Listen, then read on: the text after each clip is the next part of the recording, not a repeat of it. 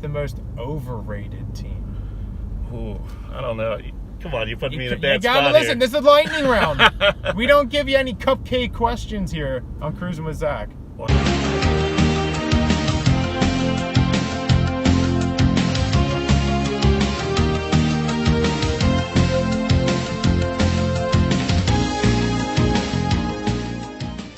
Hey guys, and welcome to another edition of Cruisin' with Zach.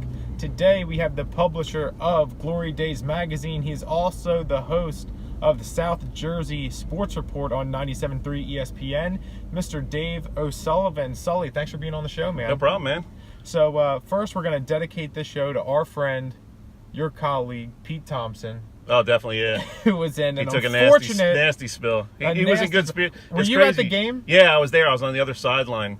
And it was kind of crazy because when he first went down, you thought, oh, maybe just got knocked over hard, maybe bumped his head. Right. And but he's down for a while. I knew it was something bad. And I learned a while ago that anything remotely coming close to me, I'll give up the great photo. I'm getting the heck out of the way. You got to duck, dive, dip, and dodge. But it was a weird play because he was focused on the quarterback about 20 yards down the field, and the pass came really fast. It's like a wheel route or something. Yeah, and the guy was running, so he really didn't have time to react. And yeah, hopefully PT is on the road to recovery. PT.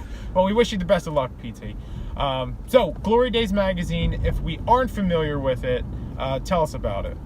If you're not, where have you been the last 5 years? That's what I'm saying. You're living under a rock. Right. Basically, I was in the newspaper business for about 15 years. Worked for about 5 different newspapers, a couple in New Jersey, one in North Carolina where I went to college. And got to that age, I was 40 years old. I had just gotten laid off by the Press of Atlantic City. They had been taken over by a company and were reducing staff. So I was kind of thinking to myself, what am I going to do here? I'm 40 years old.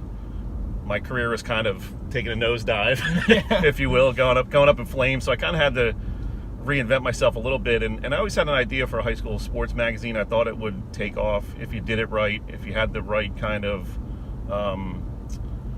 business plan in place and the right kind of what's the word I'm looking for?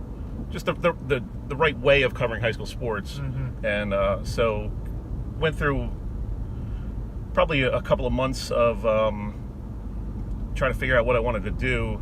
And my brother just kept telling me, and he's been a high school teacher for 32 years up in Lacey.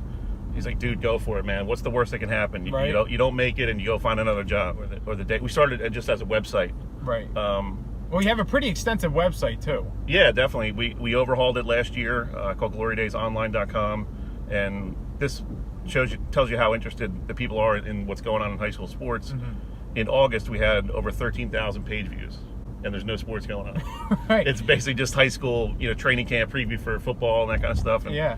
And so we've had a great response from the fans, and I couldn't have asked for a better response in the last 5 years. We started in 2013 with a camera. I contacted the NJSIA and said, hey, I want to start doing this. And they said, okay, we're going to give you, a pass to go to the games. And it was funny. The first game I showed up to was, I think, an Absegami lacrosse game. So it was like literally April 1st or whatever of that year. And went up to Coach Callahan, Judy Callahan, and kind of told her who I was. She was looking at me sideways like, who are you? I've never seen you before. And she's like, okay, you want to cover high school sports? And there, was off and running basically from that day. That's awesome. So along with Glory Days magazine, like we said, you're on 97.3 ESPN. Yep. When's your show, the South Jersey Sports Report? As the guys like to say, I have a face for radio. We come on Saturday mornings, 8 to 10 a.m. It's myself. This year, it's Nick Costco, who is a recent graduate of Rutgers University School of Broadcasting. So he's kind of trying to get his feet in the door in that business. Okay. And he's doing a great job so far. We just started it up again last week. I kind of took a little hiatus in the spring and summer. Yeah. Wow. So we're going to make it more of a high school football, basketball type of show. So it'll run probably through, I guess, around the end of March. All right. And it's fun. We get to talk to some of the high school players and coaches. And the second hour has really become a neat thing because we have a lineup of Mike McGarry, the Press of Atlantic City, Kevin Minnick of NJ.com, and Mark Tribble of the Courier Post. And they did bring so much knowledge of high school sports to the audience. They're following this stuff every day, and they know all the inside stories. And so it's really become a pretty cool thing. And always so easy getting up around 6:30 in the morning on a Saturday. Oh, come on. to get ready for it. You should already be up getting your morning run in. You're probably up. You got the kids. I got the kids. Kids seat in the back here. Yeah, You're probably up at 5 a.m. Right? We got the 2 kid seats, and we got the base back there, so we're 3 wide. So you're up and running at 5 in the morning Saturdays. Yeah, you know how it is. All right, so what are some of the storylines to look out for in high school sports this fall? Obviously, the big one is St. Joseph football. I mean, they're a wrecking crew. I mean, they have their entire defensive line is probably Division I talent. They're getting major college offers for some of these guys, and they had over 1,000 yards rushing in the first 2 games. Yeah. So Jada Byers is their running back. He's an incredible talent, probably one of the best we've seen in the last 10, 15, 20 years in South Jersey, and he's only a junior, so whole nother year of that kid. Oh my goodness gracious! Good so it's definitely they're playing St. Augustine Prep tomorrow night, Friday the 14th, I guess. Yeah, it's Friday the 14th. So it'll be a pretty big test for them, but obviously that's one of the main storylines. Ocean City soccer, girls soccer, has been off to a great start, although I think they lost to Mainland yesterday.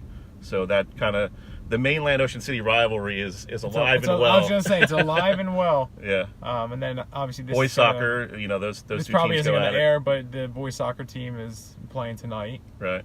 All right, so that's a good game. All right, so we're going to go into the lightning round, but a high school football edition of the lightning round. All right, so just rattle off these answers as fast as you can. Gotcha. Okay, who is the most underrated football team? Probably in my coverage area, I would say probably Ocean City. They made the playoffs last year, 7-3. They did graduate a lot of great players, but I don't think they haven't had a real recent tradition of a lot of success in terms of wins and playoffs. But they've increased their number of wins every year for the past 4 years. They're definitely a program on the rise, so it's going to be interesting to see if they can keep rising and make it back to the playoffs again this year. Okay, who is the most overrated team? Ooh, I don't know. Come on, you put me in a bad spot here. Listen, this is lightning round.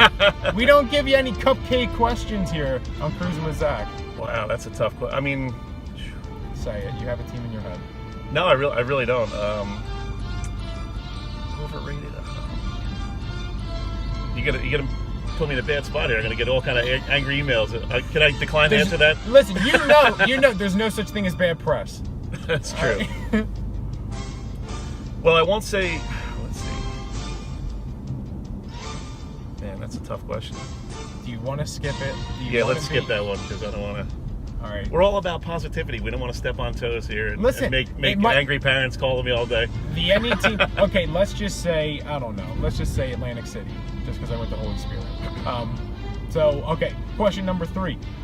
Hopefully you can answer this one. What team has the best uniform?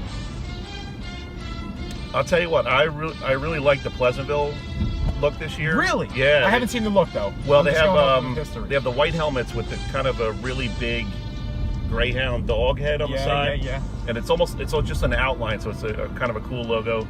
Kind of like Boise State. Sort of, yeah, a little bit, yeah. And they have the black jerseys for home with maroon numbers, with the white outline, white pants. Pretty sharp look. I got you. All right, you ready for this one? What team has the most to lose this season? The most to lose? It's got to be St. Joe if they happen to lose in the playoffs, because they have a team that's probably one of the top 3-4 in the state.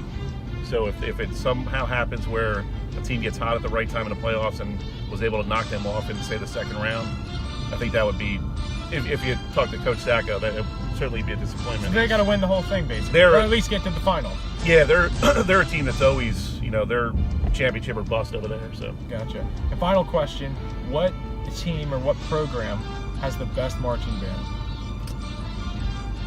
Probably Absegami. I mean, they've won so many state championships, and they do a great job over there. There's been some pretty good ones coming. Ocean City's really coming along.